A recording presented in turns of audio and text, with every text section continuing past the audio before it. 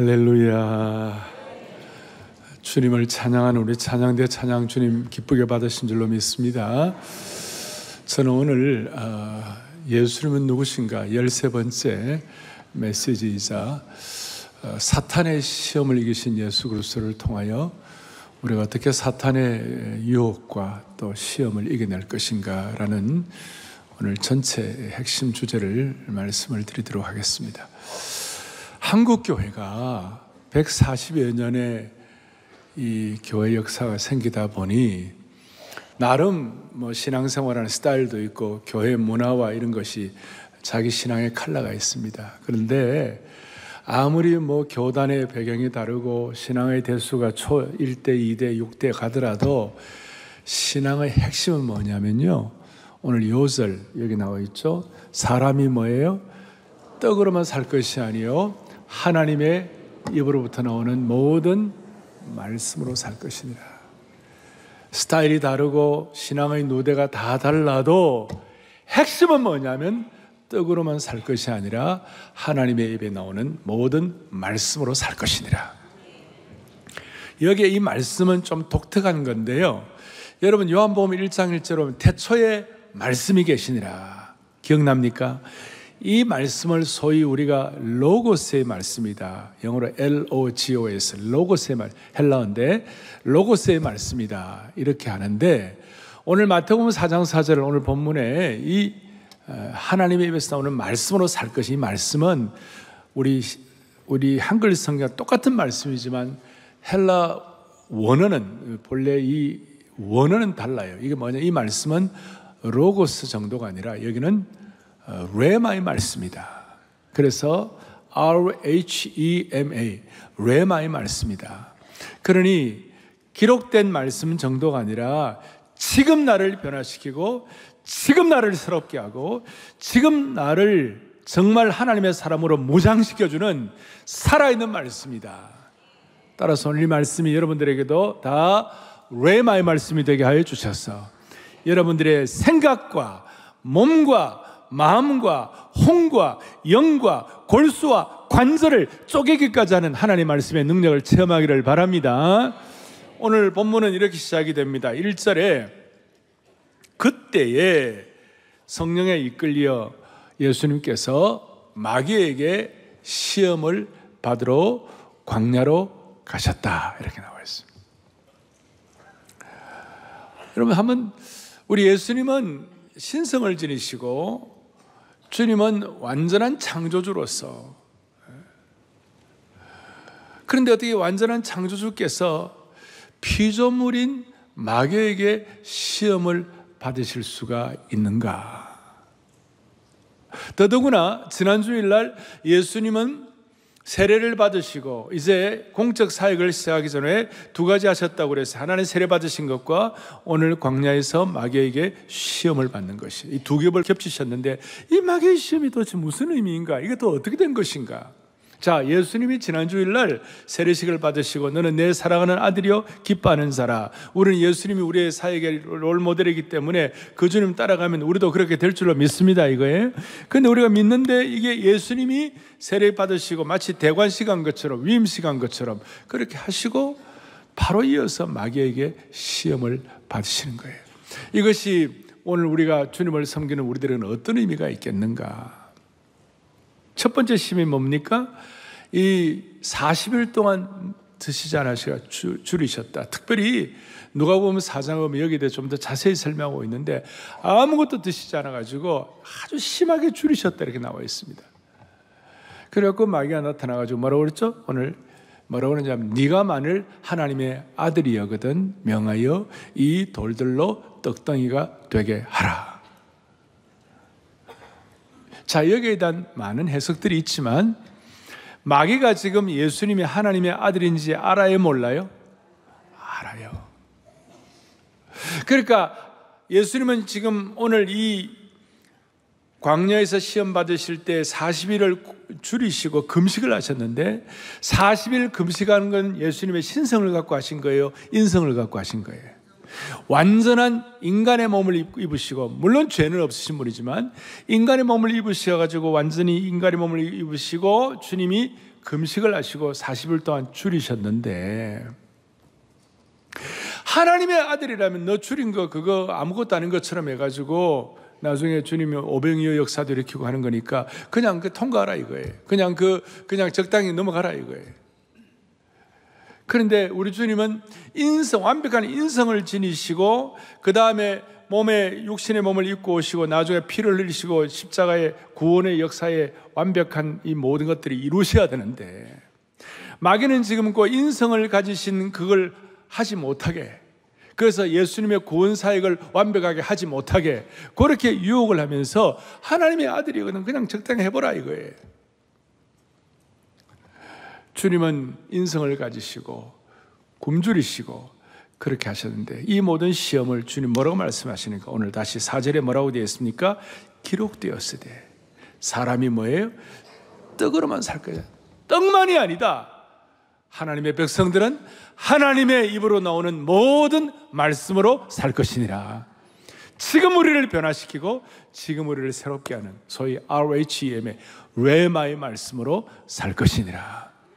이렇게 이제 첫 번째가 되어 있고, 두 번째 시험이 뭐냐면 5절에 보니까 마귀가 예수님을 예루살렘 성전 꼭대기에 세우고 6절에 이에 너가 만일 하나님의 아들이여거든 6절에 뭐라고 했어요? 뛰어내리라. 기록되었을 때 그가 너를 위하여 그의 사자들을 명하시리니 그들이 손으로 너를 받들어 발이 돌에 부딪히지 않게 하겠다. 뛰어내려도 너 괜찮게 할 것이다. 자, 너무나 예수님께서 기록된 말씀으로 이겨내니까 사탄 마귀가 뭐냐면 기록된 말씀을 가지고 또 유혹하고 공격을 하는 것이. 오늘 이 말씀은 시편 91편에 있는 말씀을 가지고 인용을 했어요. 11절 12절에 자, 그가 너를 위하여 그의 천사들을 명령하사 너의 모든 길에서 너를 지키게 하심이라. 그들의 손으로 너를 붙들어 발이 돌에 부딪히지 않게 하리로다. 지금 사탄은 이 말씀을 가지고 뛰어내리면 나 안 죽는다 이런 식으로 유혹하는데 사실은 뛰어내림이 목표가 아니라 시편 91편에 나오는 이 말씀은 인생의 순례길에서 한평생 살아가는 동안 하나님이 너를 지켜주시리라 이런 뜻인데, 사탄은요 너의 모든 길에서 요 말을 쏙 빼버렸어요. 그랬을 때 7절에 뭐라고 되어 있습니까? 7절에 주 예수께서 이르시되 또 기록되었으되 주 너희 하나님을 시험하지 말라. 이렇게 하시고 이제 제일 장엄한 세 번째 이제 또 시험을 이기시는데 세 번째는 다음 주일에 하겠습니다. 자, 이제 앞에는 이 두 가지를 우선 놓고 오늘 우리가 차근차근 레마의 말씀으로 지금 나를 움직이는 살아계신 하나님의 말씀으로 우리가 받으려고 합니다. 오늘 첫 번째 생각할 것, 사탄은 전설 따라 삼천리에 나오는 겁니까? 아니면 실제로 존재하는 겁니까? 첫 번째, 사탄의 존재를 실제적인 존재를 깊이 인식을 해야 합니다. 요즘 AI 시대에 인공지능 시대에 무슨 사탄이냐 이렇게 생각할 사람이 있을 것입니다. 그래서 많은 사람들이 악마도 없고 사탄도 없다고 말합니다. 그저 악한 정신이나 악한 영이나 악한 기운 정도만 있다고 존재한다고 생각합니다. 이런 사람들의 눈에는 여러분 눈에 보이지 않는다고 해서 없는 겁니까? 곰팡이가 눈에 보이질 않는데 곰팡이 놔두면 어떻게 됩니까? 부패하게 음식을 부패하게 만들고, 세균은 그냥 눈에 보이지 않는데 그냥 놔두면 병 걸리는 거예요. 여러분 부모의 사랑 눈에 보이지 않지만 우리가 확실히 있는 것입니다. 맞습니까? 안 보인다고 존재하지 않는 것이 아닌 거예요. 따라서 사탄이 눈에 안 보인다고 없는 것이 아니에요. 성경은 분명한 용어로 사탄에 대해서 수없이 자주 말씀하는 거예요. 170번 이상. 그 사탄, 사마귀 아시죠? 사탄, 마귀, 귀신, 옛, 뱀, 용, 바알세불, 벨리알 등 실제적인 존재라고 말씀하는 거예요. 그리고 이 사탄 때문에 하와는 에덴 동산에 시험 들었고 욥은 사탄의 손에 넘어갔고, 이 사탄이 예수님의 공생애를 시작하시는 예수님을 공격하고 있는 것입니다. 오늘 이 사탄은 실제하는 것을 바울과 베드로가 이걸 깨달아가지고 에베소서 2장과 6장에서 우리의 싸움은, 우리의 씨름은 혈과 육을 상대하는 것이 아니요 우리의 대적 사탄 마귀 때문이다. 이 대적 사탄 마귀는 우리를 칼로 찌르거나 그 다음에 총을 쏘는 존재가 아니라 대신 에베소 6장에 보니까 어두움의 세상 주관자들이요 공중의 권세 잡은 자들이다. 그리고 바울은 데살로니가 교인들을 만나려고 하고 싶어 했지만 데살로니가전서 2장 18절에 보니까 사탄이 우리를 만나러 가는 걸 막았도다. 지금도 이런 사탄의 역사가 있다는 거예요. 지난주에 제가 말씀드린 대로 베드로 사도는 베드로전서 5장 8절에 근신하라 깨어라 너희 대적 마귀가 우는 사자같이 두루다니며 삼킬 자를 찾는다. 그래서 여러분 사탄은 확실히 존재하는 줄 아셔야 되는 것이에요. 따라하겠습니다. 사탄은 확실히 존재한다. 그러면 확실히 존재하는 사탄의 기원이 무엇입니까?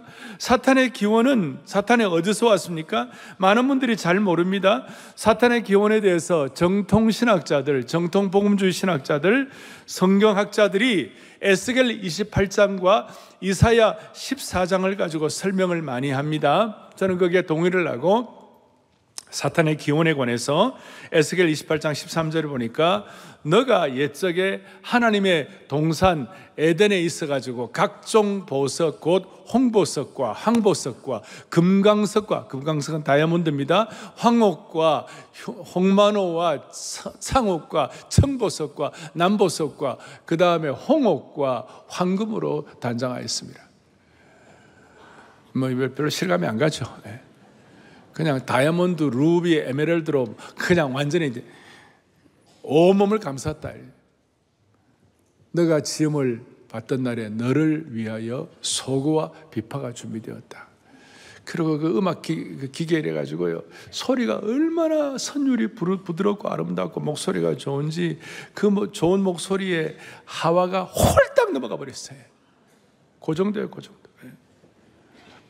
아름답고 부드러운 교향곡 같은 깊은 선율의 목소리를 가지고 가진 최고의 피조물이었어요.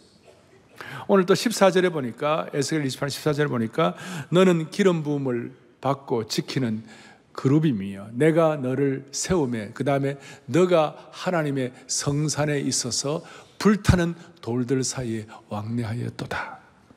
아주 위험 있고 고상한 것처럼 보이고 15절 보니까 너가 지음을 받던 날로부터 너의 모든 길에 완전했다 그랬어요. 너무나 멋있어가지고 빛나는 섬광의 불처럼 보이고 너무나도 존귀하게 보였다는 겁니다. 그런데 15절에 보니까 뒤에 마침내 너에게서 불의가 드러났도다. 16절에 너가 범죄하였도다. 너 지키는 그룹아 그러므로 내가 너를 더럽게 여겨 하나님의 산에서 쫓아냈고 불타는 돌들 사이에서 멸하였도다. 자, 이 사탄의 기원에 대해서 에스겔 28장에서 말씀하라고 이어서 바로 이사야 14장에 이어서 이사야 14장 12절에 너 아침의 아들 계명성이여.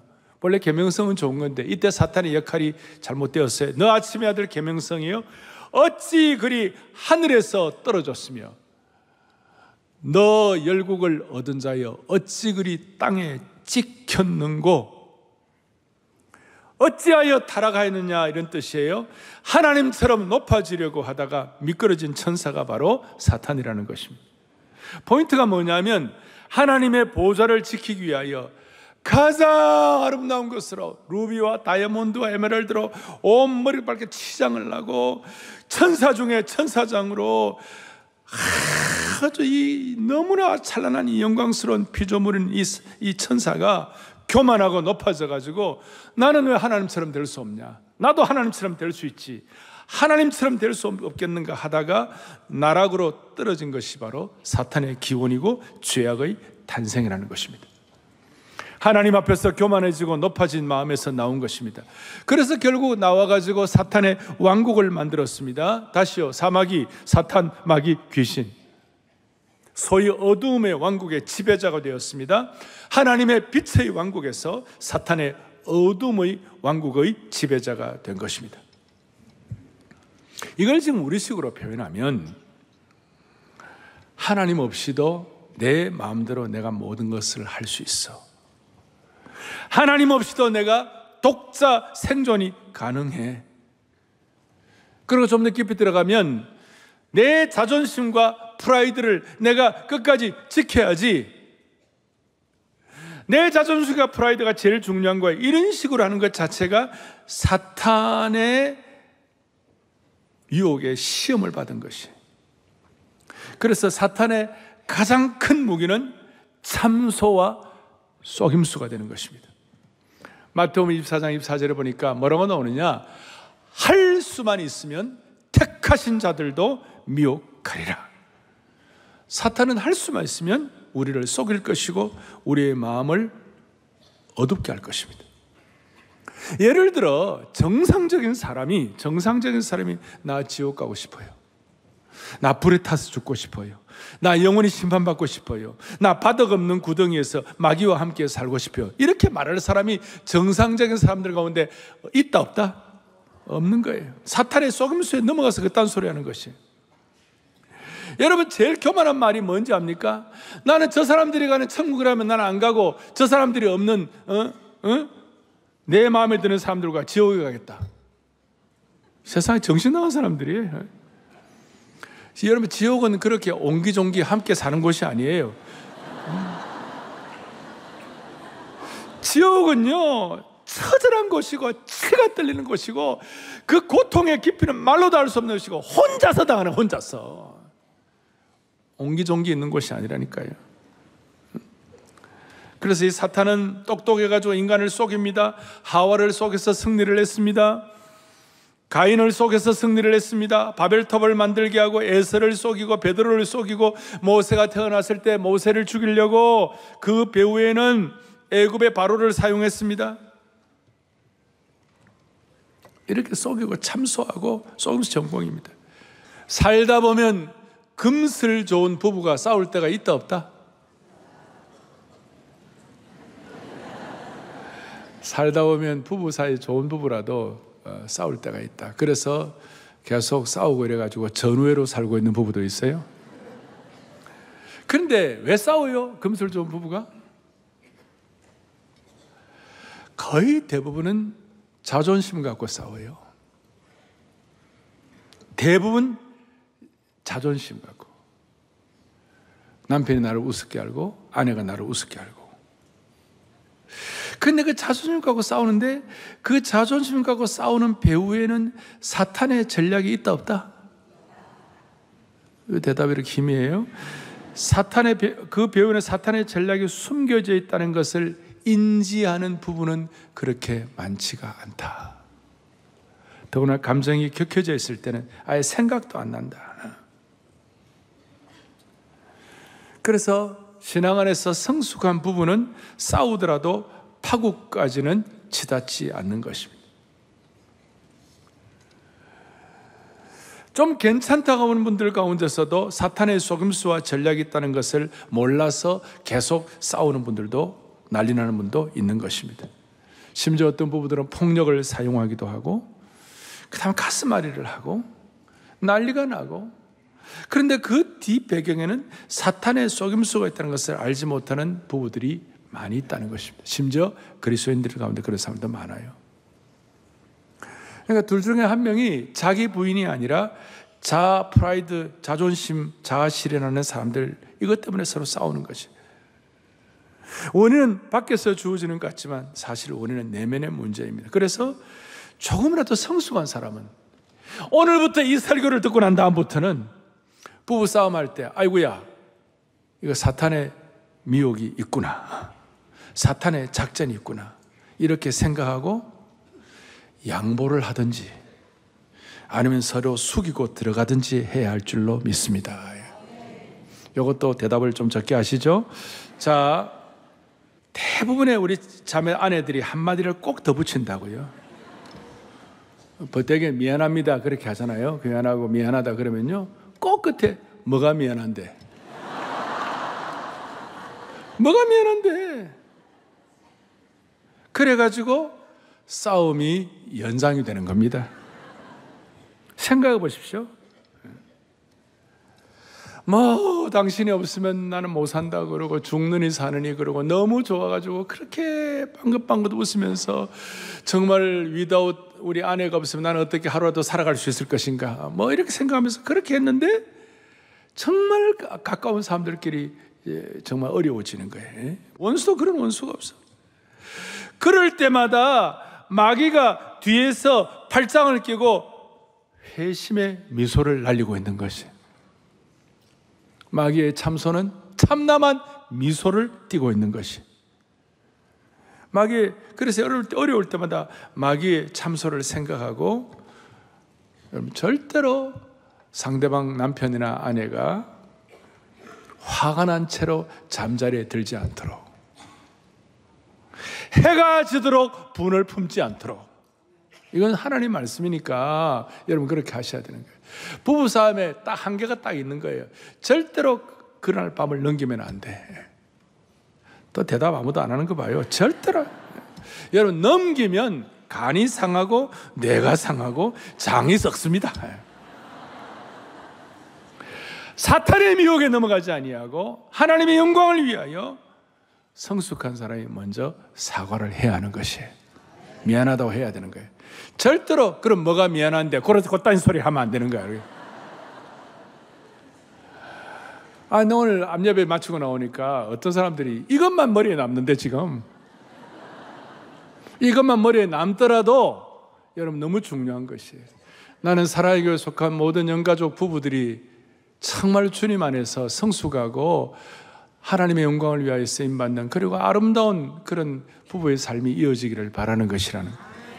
제가 오늘 부부의 예를 들었는데, 결혼 안 하신 우리 자녀들, 부모 자녀 간에도 마찬가지고, 직장에서도 마찬가지고, 형제끼리도 다 마찬가지예요. 그래서 우리가 파국으로 가려고 할 때 우리는 마귀의 유혹을 기억하고 우리를 위하여 피 흘리신 십자가의 사랑을 기억해야 이길 수가 있는 겁니다. 다른 방법은 없습니다. 여러분 싸워가지고 이겨가지고 부부 사이에 자존심이 만족되면 좋습니까? 여러분들의 자존심이 피를 흘리는 사람이 승리하는 사람이 될 수가 있는 거예요. 말이 너무 빨라가 못 알아들었죠?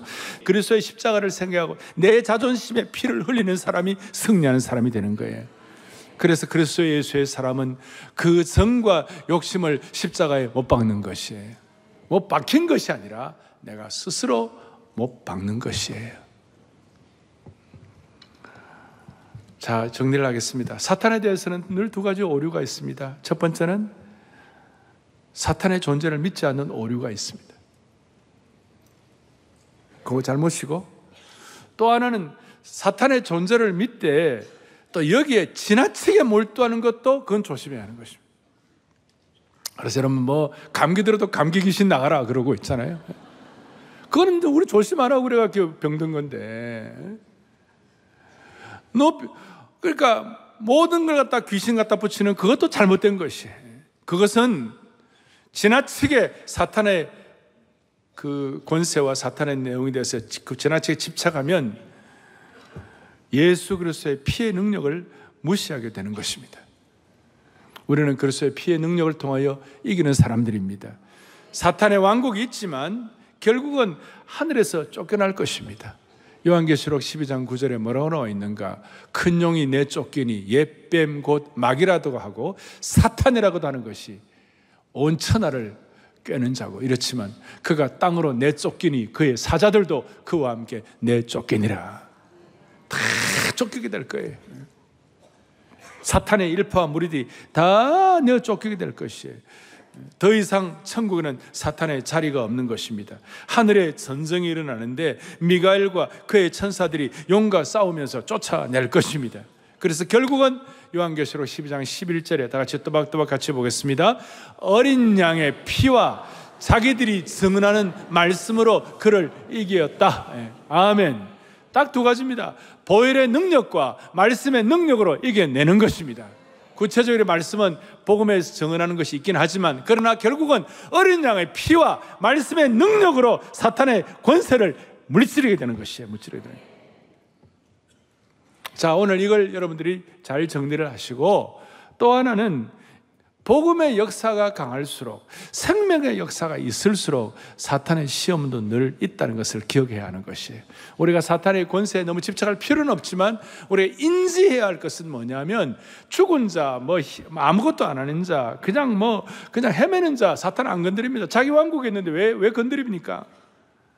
그런데 복음의 역사가 강할수록, 예수님의 탄생이 너무 중요하니까, 그 동방박사가 와서 경배를 하려고 하니까 사탄은 헤롯을 시켜가지고 동방박사에게 별이 어디서 어떻게 왔냐 물어보고 자기도 경배한다고 그랬어요. 다 죽여 없애려고 사탄이 역사하는 것이에요. 부지런히 역사하는 거예요. 오늘 본문에도 사탄이 언제 나타났습니까? 예수님이 위임식 하시고 그 다음에 성령에 이끌리심 받고 승리하시고 이럴 때 사탄이 와가지고 실제적으로 강력하게 공격하는 것이에요. 하나님의 영이 강하게 임할수록. 사탄은 언제 우리를 공격합니까? 우리가 하나님께 우리의 삶을 바칠 때에, 하늘의 영이 우리에게 임할 때에, 하나님을 위한 사명자의 삶을 살려고 결심할 때, 강력한 사명을 받을 때 마귀가 공격을 하는 거예요. 어제로 말하면 7천 기도 용사 무릎 기도할 때에, 어제는 무릎 기도에서, 어제는 막 흰 옷 위에는 우리가 하얀색 같은 옷을 입고 무릎 꿇고 기도하는데 누가 사진을 보냈더라. 보니까 와이구야, 어제 7천 기도 용사가 새벽에 모였는데 하늘에 천사가 모인 것 같아. 물론 내 생각이지만 하늘에 천사가 모인 것 같아요. 그 강력하면 사탄이 가만히 있겠어요? 그러나 그리스도의 보혈의 능력과 기도의 능력과 복음의 능력과 권세로서 이겨내는 것이에요. 그러니까 뭔가 무릎 기도를 하고 뭔가 사명을 가지고 살려고 할 때 공격하는 거예요. 그러면 또 웃으는 사람들은, 나는 사탄이 공격하는 거 싫으니까 나는 헌신하지 말아야겠다. 또 그게 사탄이 주는 생각이에요. 그게 안주하는 것이고 아니란 것이에요. 영적으로 보면 우리는 사탄의 시험을 통하여 이 시험을 잘 통과하면, 우리가 안일하게 살지 아니하고 우리가 사명을 가지고 헌신하는 가운데 우리가 사탄의 공격이 있더라도 그걸 잘 통과하면 우리는 진짜 제대로 된 하나님 나라의 견고한 나무들이 되는 것이에요. 그냥 스쳐 지나간 발로 밟히는 있다가 사라질 들풀 같은 존재가 아니라 하나님 나라의 불과 물과 온갖 시험을 이긴 하나님 나라의 건강하고도 강력한 참나무가 되는 것이에요. 웬만한 어려움을 이겨낼 수 있는, 주님이 이렇게 하니 우리를 더 견고하고 더 굳건하게 하시기 위하여, 이런 것이 전혀 없이 우리가 그냥 온실 속에만 자라면 약해지는 거 아니겠습니까? 참나무처럼 강해지려면 햇빛과 폭풍우와 비바람을 맞으며 눈설이 폭설을 지나며 우리가 자라야만 하는 것입니다. 제대로 된 전투력을 가진 성도가 되려면 물과 불도 통과하는 시련도 있을 것이고, 마귀의 유혹과 시련도, 이걸 잘 참아 넘기면 하나님 나라의 강력한 군사와 더 강력하고 견고한 참나무 같은 은혜를 베풀어 주시는 것입니다. 자, 그런데도 불구하고 역사가 있고 성령의 역사가 있고 운행이 있으면 시험을 받고 유혹을 받을 때가, 공격을 받을 때가 있다는 것이에요. 여러분, 사도행전은 성령의 행전이라고 그러는 거예요. 사도행전은 생명의 행전이라고 그러고, 사도행전은 능력의 행전이에요. 사도행전 1장에 주님께서 강력하게 성령 오실 말씀하시고 전적 기도하니까, 사도행전 2장에 오순절 성령 강림의 능력이 강하게 역사하고, 사도행전 3장에서 안전뱅이가 벌떡벌떡 일어나고, 사도행전 4장에서 그야말로 하늘의 능력과 권세가 막 불처럼 임하는데, 그걸 가만히 두고 못 보는 사탄이 어떻게 합니까? 아나니아와 삽비라를 통하여 내부에 적을 만들어 가지고 서로 질투심을 가지고 내면을 갖다 부추기고, 사도행전 6장에 보니까 헬라파 그다음 히브리파 성도들끼리 서로 내부 갈등을 막 일으키게 만들고, 사도행전 7장에 그것도 안 되니까 스데반을 돌로 때려 죽이고 핍박을 하고, 사도행전 8장에 그 핍박 때 흩어지는데 순교의 피가 철철 흘러넘쳤어요. 마귀의 강력한 공격이에요. 사탄의 공격이에요. 그럼에도 불구하고 그걸 견뎌내니까 예루살렘 교회가 세계 선교를 위한 전투기지가 되고, 안디옥 교회가 형성이 되고, 복음의 역사가 편만하게 펼쳐지게 된 것입니다. 할렐루야. 마찬가지예요. 만일 교회가 시작된 후에 자기들끼리만 조용히 모이고 성령의 능력을 통한 생명의 큰 역사도 일어나지 않고, 오늘 이 사도행전적 부흥도 일어나지 않고, 그럴 때는 마귀에 공격할 필요가 없어요. 시험할 필요가 없어요. 마귀의 큰 시험과 공격은 교회가 살아있고 성도가 살아있기 때문에 당할 때가 많이 있는 거예요. 이걸 거시적으로 봐야 하는 것이에요. 우리도 지난 건축하면서 고생 많이 했잖아요. 살아있는 교회니까 늘 조심해야 하는 것이에요. 사탄이 왜 이렇게 공격합니까? 왜 이렇게 공격합니까? 이유가 뭡니까? 영적으로 살아있는 교회, 살아있는 성도는 사탄의 왕국과 사탄의 영향력을 약화시키기 때문에, 자기 왕국의 약화를 그냥 놔두는 사탄이 어디에 있겠어요? 그래서 사탄의 목표는 사람들이 예수 믿지 못하게 하고 하나님과의 관계를 제대로 맺지 못하도록, 생명의 역사가 일어나지 않도록. 어제도 저는 무릎 기도를 통하여 이번 태신자 100명의 이름을 놓고 제가 간절하게 기도했어요. 그거 못하도록. 많은 사람들이 교회를 통하여 예수를 믿고 생명의 역사가 일어나면 사탄이 가만히 안 두는 거예요. 공격하는 거예요. 자기의 왕국이 약화되기 때문에.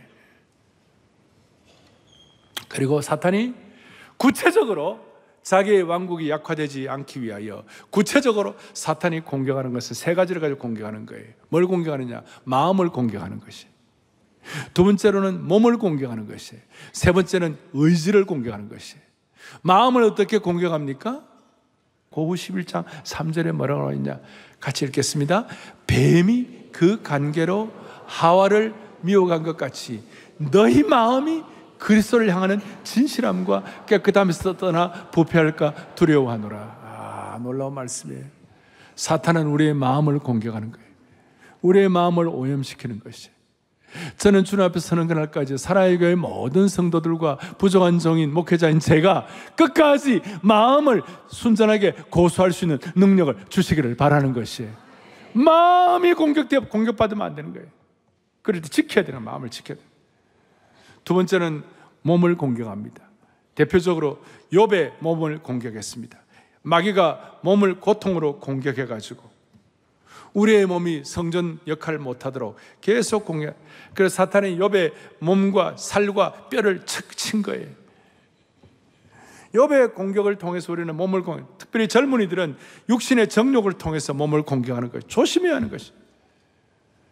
마음을 공격하고 몸을 공격하고 세 번째는 뭐냐? 우리의 의지를 공격하는 것이. 의지를 공격한다는 것은 어떤 뜻인가요? 대표적으로 다윗의 의지를 공격했어요. 역대상 21장 1절에 보니까 놀라운 말씀이 있어요. 크게 읽겠습니다. 사탄이 일어나 이스라엘을 대적하고 다윗을 충동하여 이스라엘을 계수하게 하니라.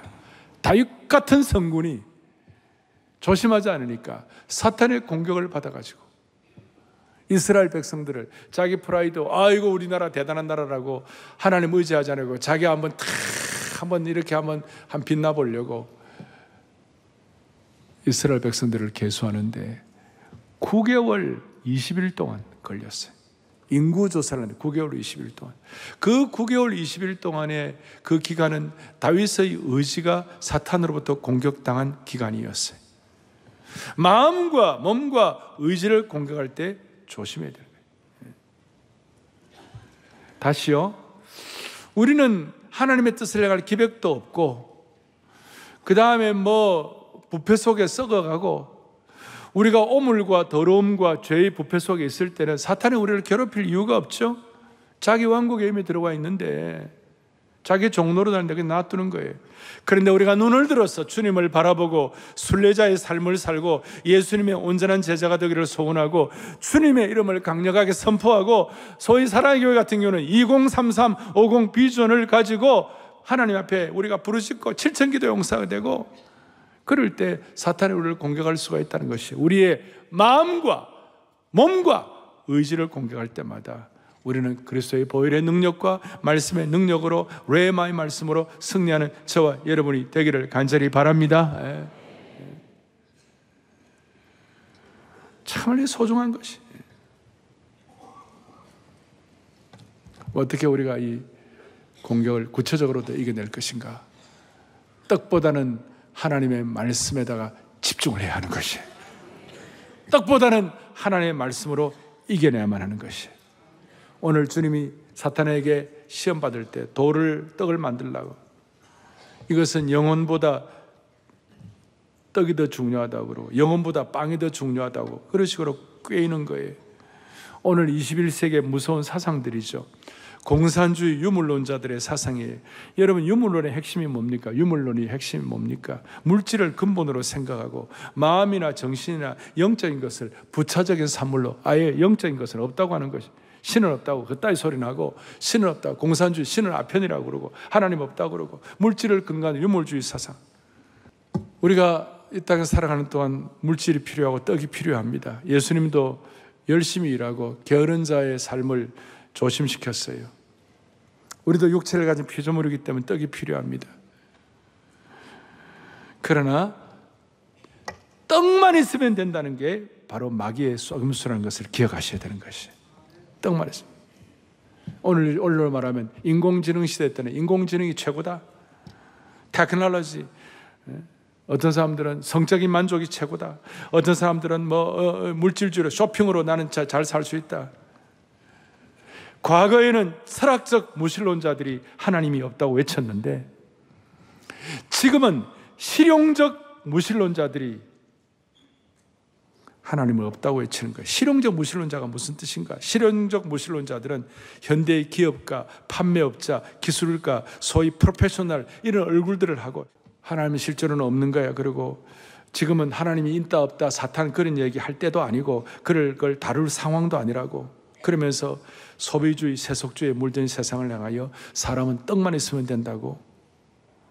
그게 마귀의 속임수예요. 그리고 여러분들이나 누군가 우리 모두가 나는 떡만으로도 충분히 살 수 있다고 생각한다면 그게 마귀의 시험이라는 거예요. 우리는 떡만이 아니라 생명의 떡을 먹어야 되는 것이에요. 세상의 떡에만 초점을 맞추는 사람은 필연적으로 물질주의에 사로잡혀가지고 영적인 성장을 못하는 것이에요. 오늘 저와 여러분들은 떡만으로 사는 것이 하나님의 말씀으로 살 것이니라. 이걸 우리 아이들에게 가르쳐야 되는 거예요. 우리 아이들은 지금 다 돈만 잘 벌면 되는 거 아니야? 진짜 심각한 거예요. 몇 년 전 중앙일간지에서 흥사단과 함께 통계를 냈는데요. 너무나 내가 너무 놀랐어요. 아이들 보고 뭐라냐면 너희들 돈 10억 받으면 죄 짓고 감옥 가도 괜찮겠냐 하고 물으니까 초등학생들 가운데 23%가 10억 받고 죄 짓고 감옥 가겠습니다. 부모가 어떻게 가르쳤길래? 중학생들은요 42%가 그만큼 오염되고 못되어졌다는 거예요. 고등학생들은 57%가 나 10억만 있으면 죄 짓고 감옥 가도 됩니다. 제가 이걸 그 통계를 얼마나 씁쓸했는지 몰라요.